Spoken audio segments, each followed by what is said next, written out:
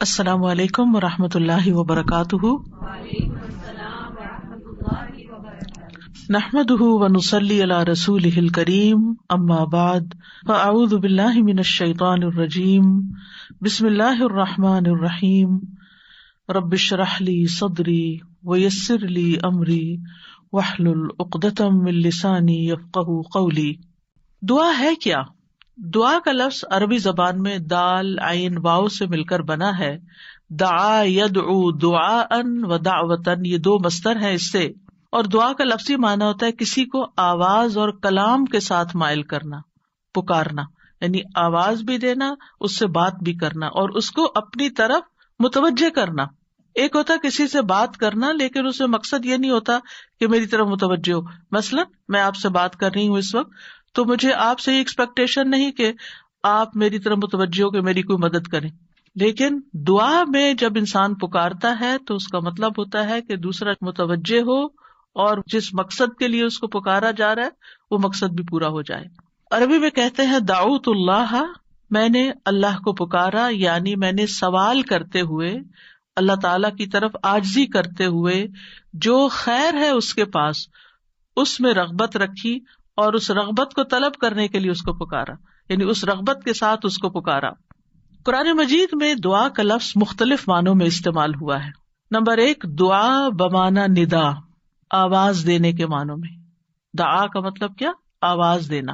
جیسے سورۃ آل عمران میں آتا ہے فَقُلْ تَعَالَوْا نَدْعُ أَبْنَاءَنَا وَأَبْنَاءَكُمْ وَنِسَاءَنَا وَنِسَاءَكُمْ وَأَنفُسَنَا وَأَنفُسَكُمْ، تو آپ کہہ دیجئے کہ آؤ ہم اپنے اور تمہارے بیٹوں کو اور اپنی اور تمہاری عورتوں کو بلا لیں، پکار لیں، یعنی تم بھی ان کو بلا لو، ہم بھی بلا لیتے، تو بلانے کے معنوں میں استعمال ہوتا ہے۔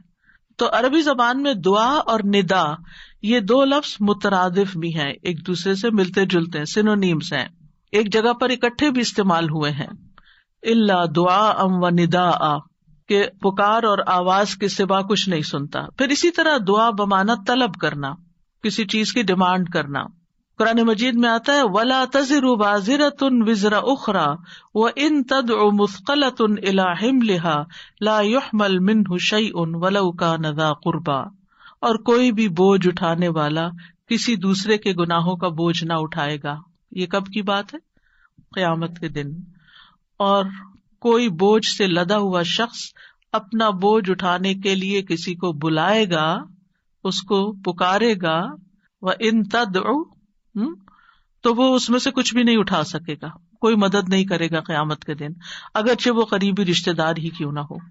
تو کسی کو مدد کے لیے بلانا، آؤ میرا سامان اٹھاؤ، میرا بوجھ اٹھاؤ، اس کے لیے بھی لفظ دعا جس میں ایک طلب پائی جاتی ہے استعمال ہوتا ہے۔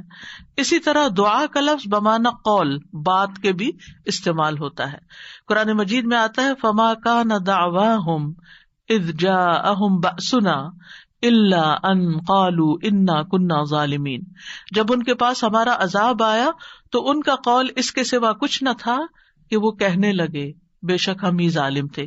تو یہاں پر قول یا بات کے معنوں میں آیا ہے۔ پھر اسی طرح دعا کا لفظ عبادت کے معنوں میں بھی آتا ہے۔ سورۃ کہف میں نوجوانوں کا جو قصہ آتا ہے جس میں وہ اب ایمان کو بچانے کے لیے غار کی طرف جا رہے تھے، تو اللہ تعالیٰ نے ان کے بارے میں فرمایا وَرَبَطْنَا عَلَىٰ قُلُوبِهِمْ إِذْ قَامُوا فَقَالُوا رَبُّنَا رَبُّ السَّمَاوَاتِ وَالْأَرْضِ لَن نَّدْعُوَ مِن دُونِهِ إِلَٰهًا لَقَدْ قُلْنَا إِذًا شَطَطًا، اور ہم نے ان کے دلوں کو مضبوط کر دیا جب وہ اٹھ کھڑے ہوئے تو کہنے لگے ہمارا رب تو آسمانوں اور زمین کا رب ہے، ہم ہرگز اس کے سوا کسی الہ کو نہیں پکاریں گے، یعنی اس کی عبادت نہیں کریں گے، اور اگر ہم ایسا کریں تو یقیناً ہم نے ناانصافی کی بات کی۔ تو دعا بمعنی عبادت۔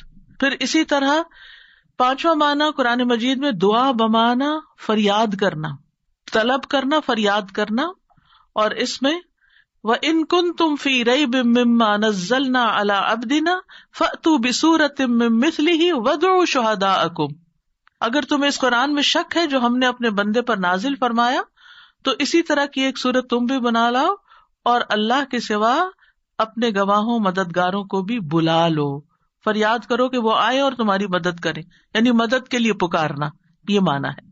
پھر اسی طرح دعا بمانا کسی چیز کی ترغیب دینا، یعنی کسی چیز کی طرف دعوت دینا. نوح علیہ السلام نے اپنی قوم کو پکارا تھا، قال رب انی دعوت قومی لیلا ونہارا. اس نے کہا ہے میرے رب، بے شک میں نے اپنی قوم کو رات اور دن پکارا، ان کو دعوت دیتا رہا دین کی طرف، اپنے رب کی طرف. اور اس میں معنی عبادت کا بھی ہے کہ اللہ کی عبادت کرو، تو عبادت کی دعوت میں ان کو دیتا رہا. پھر اسی طرح دعا بمانا منسوب کرنا، نسبت دینا. ادعوہم لآبائہم، ان بچوں کو ان کے حقیقی باپوں کی نسبت سے پکارو. یعنی ادعوہم کا مطلب ہے کہ ان کو اپنے باپوں کی طرف ہی منسوب کرو، جن کے وہ بچے ہیں باپ کا نام نہیں بدلو. اور 8واں معنی ہے سوال کرنا، دعا بمانا سوال. جیسے بنی اسرائیل نے موسیٰ علیہ السلام سے کہا قالوا ادع لنا ربک یبین لنا ما ہی، انہوں نے کہا تم اپنے رب سے ہمارے لیے دعا کرو. تو یہ جو دعا ہے یہ بمانا سوال ہے، یعنی مانگو کہ وہ ہمارے لیے بیان کر دے کہ وہ گائے کس طرح کی ہو. تو قرآن مجید میں یہ دعا کا لفظ مختلف معنوں میں استعمال ہوا ہے، لیکن دعا کا عمومی شرعی معنی کیا ہے؟ اللہ کی بارگاہ میں عاجزی کے ساتھ سوال کرنا اور اللہ کے پاس جو خیر ہے اس میں راغب ہونا، رغبت رکھنا. اللہ کی بارگاہ میں اللہ کے حضور عاجزی کے ساتھ سوال کرنا، چیخ چلا کے نہیں بلکہ بہت ہمبل طریقے سے. اور جو خیر اللہ کے پاس ہے اس میں رغبت رکھنا، اس کا شوق رکھنا.